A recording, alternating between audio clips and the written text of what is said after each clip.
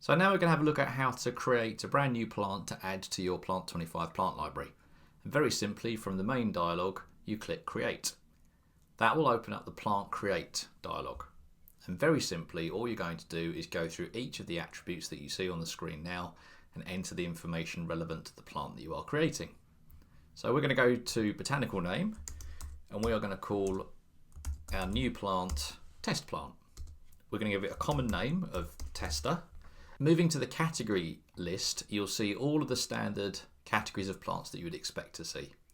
So we're going to click on Perennial for this particular plant. Moving to Plant Code. Now plant code will be automatically generated from whatever you've called the botanical name. You are able to change this to whatever it is that you like. So you might want to use a plant code that relates to the supplier that will be supplying this particular plant to you. They may have their own plant codes. You can add those here so that when you run a report at the end of the process, that information will be generated as part of that report, and you can hand that to the supplier when you place your order. But you can have anything you like there and edit it accordingly. Height and spread, these are millimeter sizes, so you don't need to type in mm, just type in a value. Then we're going to move to graphic style.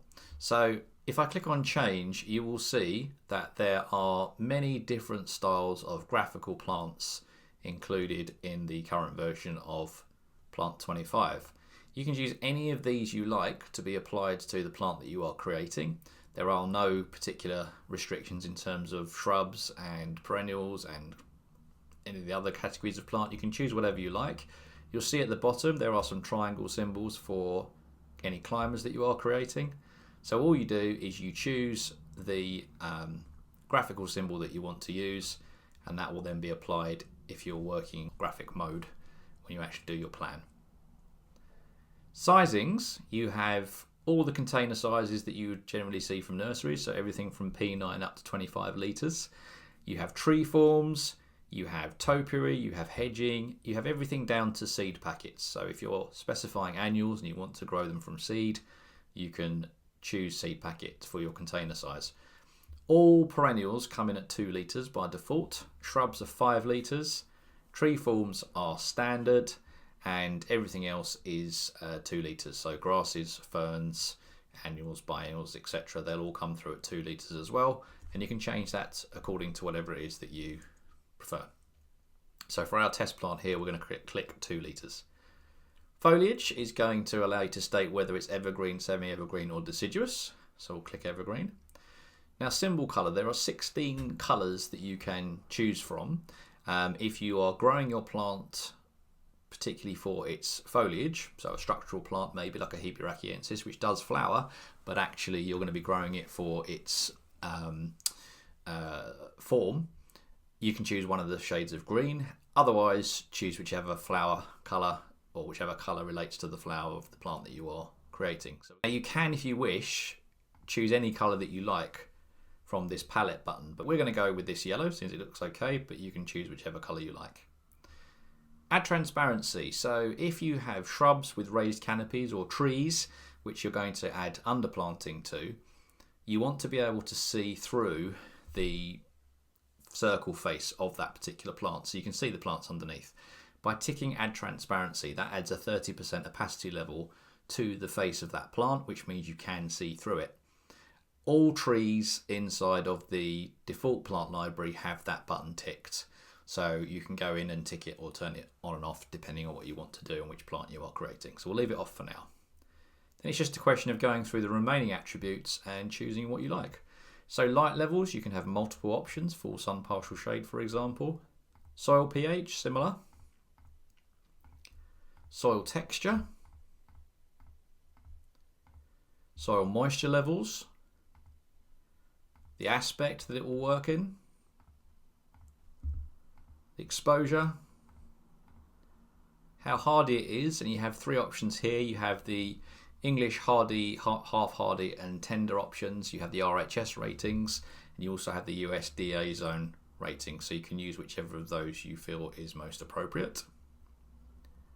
Flowering period, you can choose the months of the year when it flowers, so we'll say June, July and August for our test plant. Additional interest, this is where you add details of what's going on out of its flowering season. So the plant might have nice autumn foliage and some vibrant stems and some winter structure. If we go to additional interest period, that's where you say where is that additional interest actually happening. So if we go October, November, December, January, February, that will be recorded. Photos, very simply, all you do is click on add a photo. That will open up your hard drive and you can choose an image. So I'm just going to go for a random plant here. And you can add 2 more of those. This first one is going to be your default image that's used when you create mood boards, and you can change the default when you've added other plant photos here, and you'll get the option to click on make default and it easily switches it over. Then moving down to the end, we've got some notes. So you have description, which is obviously a description of the plant. Plant care is really useful because if you provide maintenance schedules for your clients, you can save all of that information in the background of this particular plant record. So there's no need to have an extra spreadsheet anywhere else to put that information together. You can include it all here in this attribute. Notes at the bottom is being used by designers in lots of different ways. If they find that there's something they want to include in the information about the plant that doesn't go in description or plant care for whatever reason, they can add it here. You might want to record information for yourself, so some design notes. This plant looks particularly good with another plant. We used this plant in this particular project and it worked really well, etc, etc, etc. So you can add anything you like there. All of these attributes are optional when it comes to reporting, so anything you include doesn't have to be included in a report later on. Once you're done, we can click on Save to Library, which will be confirmed. And now if I go back to the main dialog and search for test, there is our test plant, and we can edit it if we wish.